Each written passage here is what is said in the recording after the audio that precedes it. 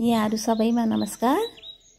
आज म कर्कलो र मासको मस्यौरा बनाउन गइरहेको छु। त्यसको लागि कर्कलोलाई राम्रोसँग धोएर ओबानो बनाएर राख्ने।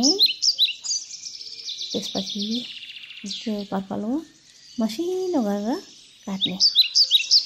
धेरैले यसलाई सुकाउनुहुन्छ। म चाहिँ आलुमै बनाउँछु। आलुमा मन पर्छ मलाई सुकाएको भन्दा।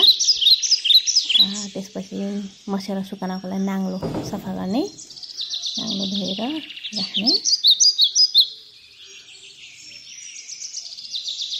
अनि मासको दाल मैले पहिले नै धोएर र पिसेर राखेको थिएँ। मासको दाललाई पिसेर मसिनो बनाउने। भिजाएर बनाएको मास चाहिँ अलि अमिलो हुनसक्छ, त्यसैले मैले ठाडो मास पिसेर पिठो बनाउँछु। मिक्सरमा पिसेपछि यसलाई पानी मिसाएर मजाले फाएपछि यसको मात्रा पनि बढ्दै जान्छ। मैले हातैले फाएँ। त्यसपछि मिसाएँ कर्कलो, अहिले काटेको कर्कलो र मासको पिठो मिसाएपछि यो लपक्क हुन्छ। त्यसपछि सानो डल्ला बनाउँदै राख्दै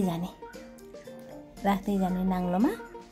एउटा नाङ्लो भरिन्छ, एउटा नाङ्लो भरेपछि अर्कोमा, त्यसपछि ल्याएर चटक्क पारेर घाममा सुकाउने। आज मजाले घाम लागेको छ, मैले घाममा लगेर सुकाएँ। अस्ति 2 दिन अगाडि पनि मैले 2 नाङ्लो मस्यौरा बनाएको थिएँ, त्यो सुकिसकेछ। यो घाम देखेर रहर पनि लाग्यो।